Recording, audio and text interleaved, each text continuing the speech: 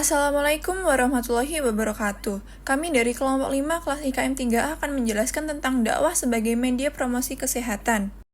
Berikut adalah nama anggota kelompok kami dengan nomor NIM yang tertera sebagai berikut. Selanjutnya ada latar belakang yang akan dijelaskan oleh teman saya, Lala. Yang pertama yaitu latar belakang. Jadi teman-teman, dalam Islam itu sebenarnya sangat menekankan pentingnya untuk menjaga kesehatan karena tubuh kita adalah amanah dari Allah Subhanahu wa taala yang harus dijaga sebaik-baiknya.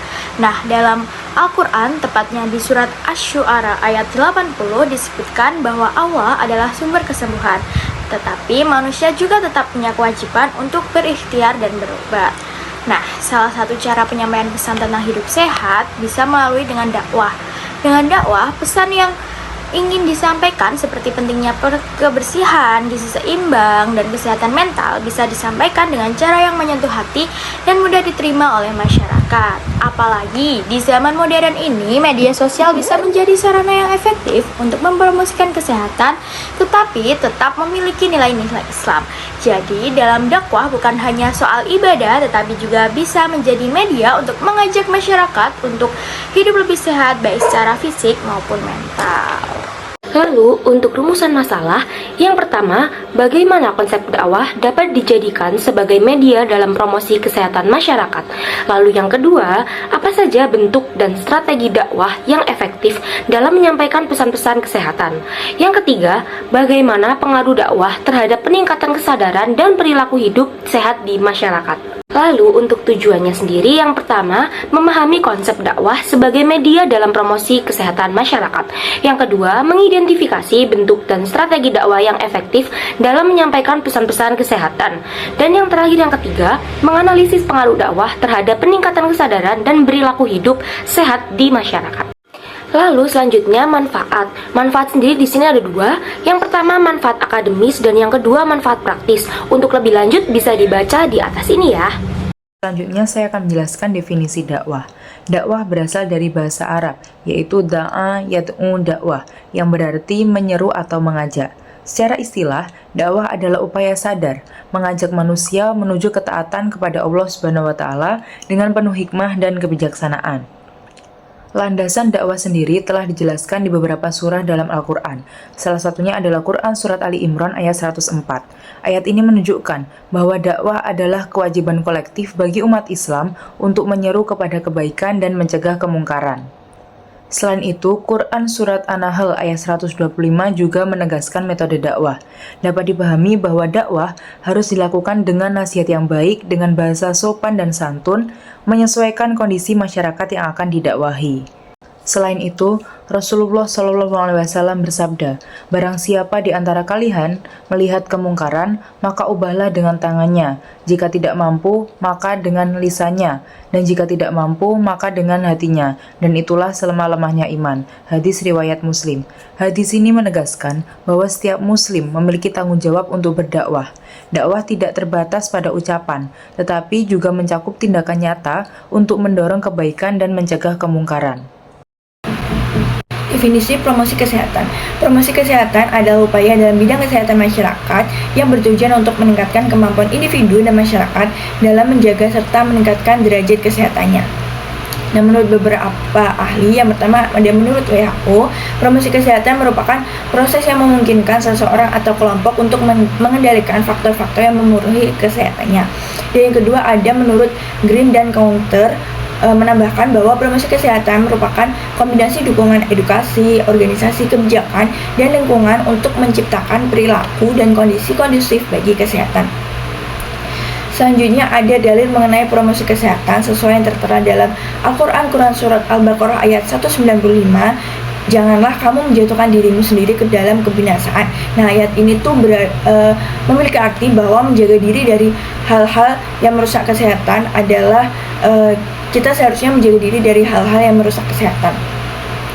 Yang selanjutnya ada hadis riwayat Bukhari dan Muslim yang berbunyi, "Sesungguhnya tubuhmu memiliki hak atas dirimu."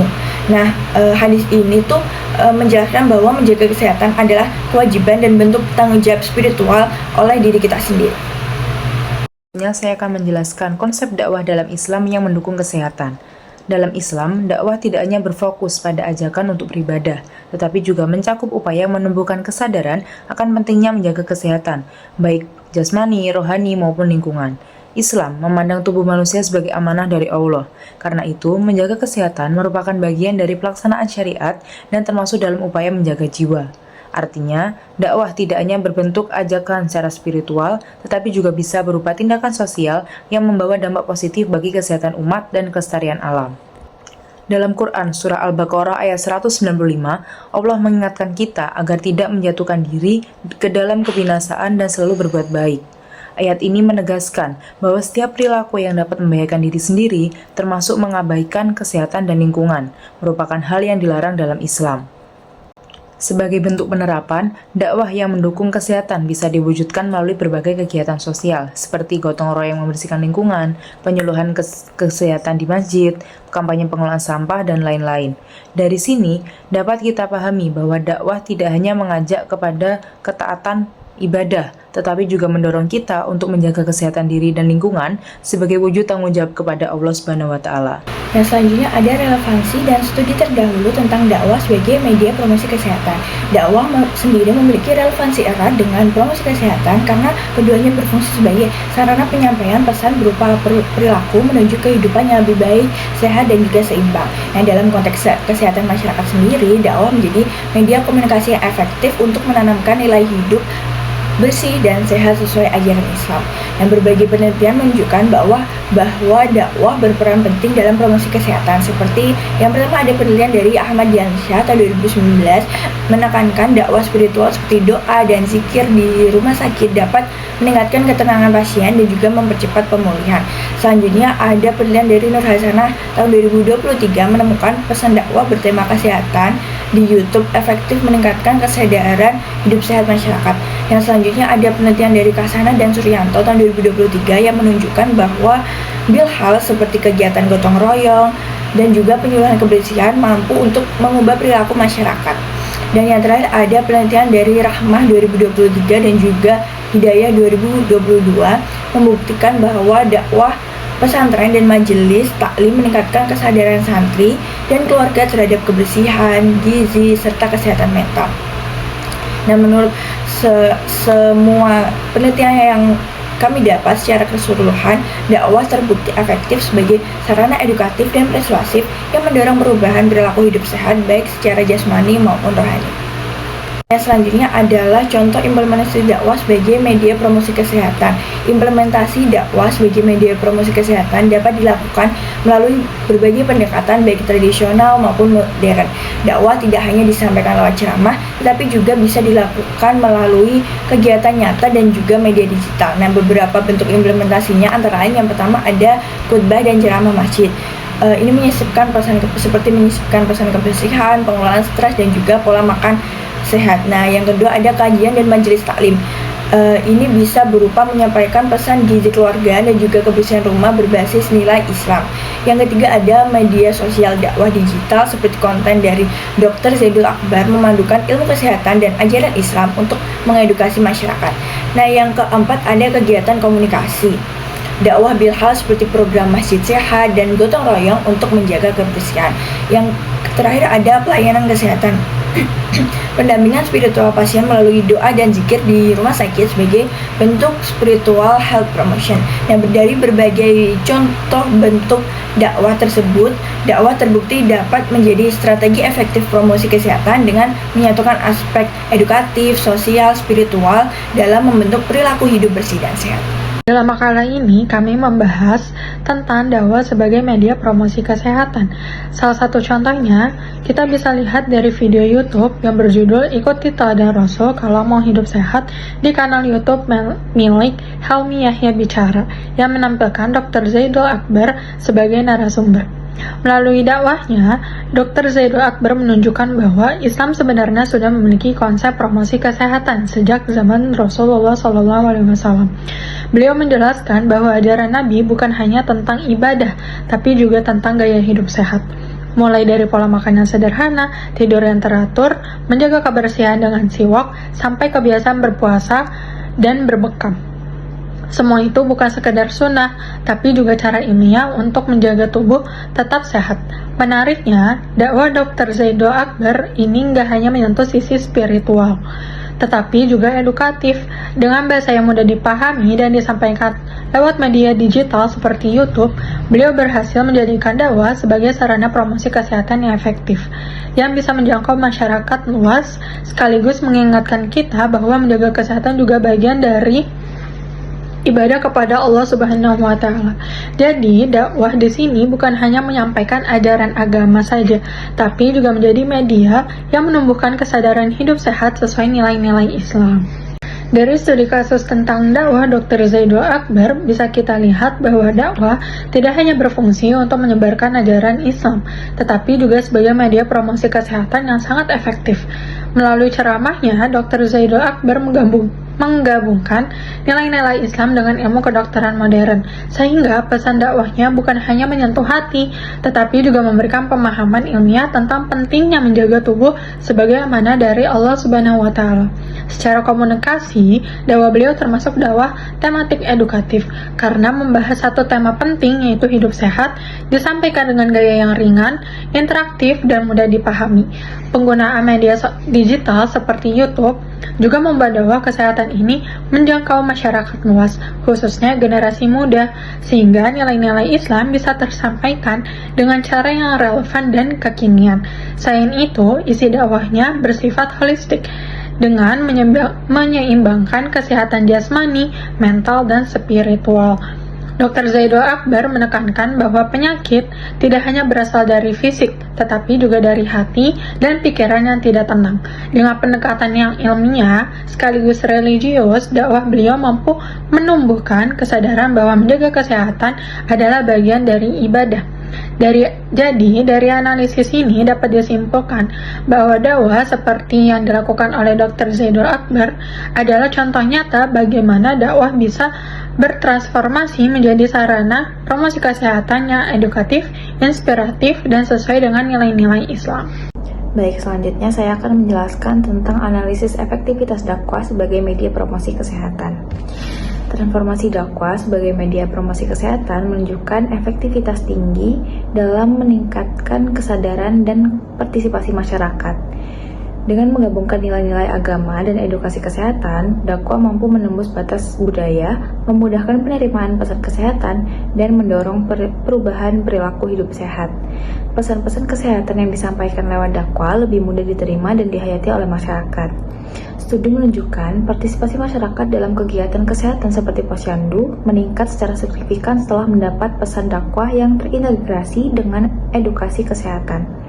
Selain itu, dakwah digital lewat media sosial juga semakin efektif menjangkau generasi muda dan kelompok yang sulit terakses.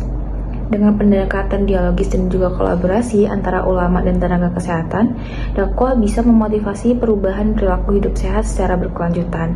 Hal tersebut didukung dengan firman Allah dalam surat Yunus ayat 57 yang artinya, "Hai manusia, sesungguhnya telah datang kepadamu pelajaran dari Tuhan dan penyembuh bagi penyakit-penyakit yang berada dalam dada, dan petunjuk serta rahmat bagi orang-orang yang beriman." Nah, ayat ini menunjukkan bahwa pesan dakwah sejalan dengan tujuan promosi kesehatan, yaitu memberikan penyembuhan, petunjuk hidup sehat, dan rahmat bagi seluruh umat manusia. Dakwah dijadikan sebagai media promosi kesehatan, dapat memperkuat dimensi spiritual dan sosial dalam setiap upaya pembangunan kesehatan masyarakat. Selanjutnya yaitu mengenai strategi dakwah yang efektif bagi masyarakat di era saat ini. Yang pertama yaitu pendekatan tematik edukatif. Maksudnya pendekatan ini itu menitik beratkan pada satu tema yang spesifik dalam setiap kegiatan dakwah. Misalnya saja pada studi kasus yang telah dijelaskan tadi, yaitu temanya tentang hidup sehat menurut sunnah Rasulullah. Nah, yang kedua yaitu integrasi antara sains dan agama. Maksudnya dakwah yang menggabungkan dalil syar'i dengan penjelasan ilmiah modern ini terbukti secara ampuh untuk membuat masyarakat jauh lebih memahami. Nah, yang ketiga yaitu penggunaan media digital atau cyber dakwah. Nah, pemanfaatan platform seperti Instagram, YouTube, TikTok, dan ataupun Twitter itu telah membuka ruang dakwah yang luas bagi masyarakat. Jadi secara efektif dapat menyebarkan informasi baik di perkotaan perkotaan maupun bisa di perdesaan dan di tempat-tempat lainnya. Poin keempat yaitu bahasa yang sederhana dan komunikatif. Maksudnya dakwah yang disampaikan itu dengan bahasa yang lebih sederhana, lebih ringan, namun tetap bermakna dan memiliki informasi yang penting. Nah, hal ini tuh lebih dapat diterima, lebih mudah diterima oleh masyarakat secara luas.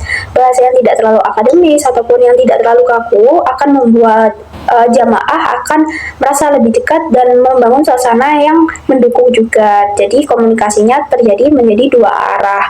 Nah, selanjutnya yaitu figur kredibel dan karismatik. Nah, kredibilitas dan karisma seorang pendakwah itu sangat mempengaruhi efektivitas dalam dakwahnya tersebut.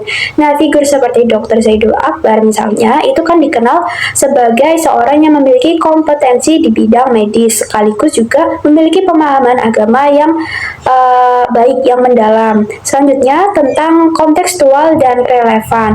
Nah, dakwah yang kontekstual yaitu disesuaikan dengan isu-isu terkini, jadi mengikuti tren seperti gaya hidup modern ataupun kesehatan mental dan lain sebagainya. Jadi mengikuti tren yang ada di era sekarang, yaitu menggabungkan edukasi dan transformasi sosial. Maksudnya dakwah yang baik itu tidak hanya memberikan pengetahuan saja, tetapi juga mendorong perubahan perilaku. Misalnya aja mengajak masyarakat untuk melakukan pola hidup bersih dan sehat, terus berolahraga, menjaga kebersihan, meningkatkan kualitas ibadah juga, serta menyadari bahwa kebersihan itu merupakan sebuah amanah dari Allah SWT, sehingga perlu dijaga kebersihan, kesehatan kita. Selanjutnya kita akan membahas kaitan nilai-nilai Islam dengan kesehatan fisik dan mental.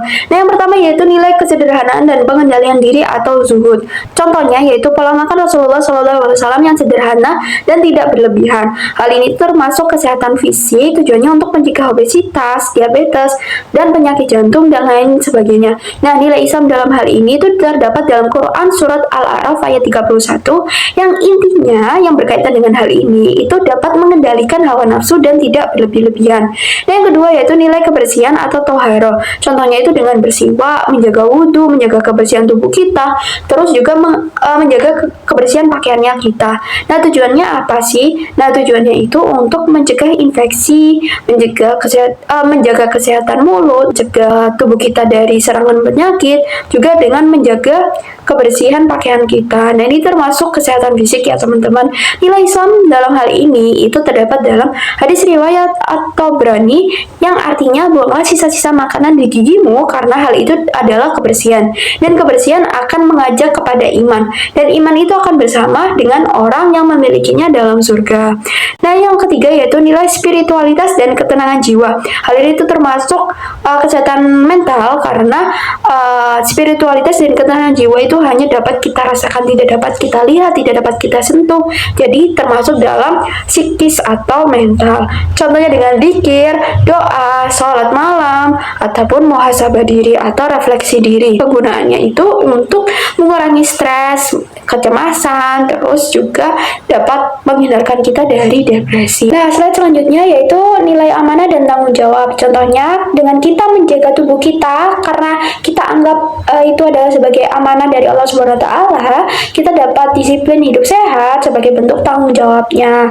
Nah, nilai Islamnya itu terdapat hadis riwayat Tirmizi yang mengatakan bahwa setiap individu akan dimintakan pertanggungjawaban atas dirinya. Jadi ada rasa tanggung jawab di situ. Nah, yang terakhir yaitu nilai keseimbangan atau wasatiyah. Contohnya Islam menyeimbangkan antara jasmani dan rohani.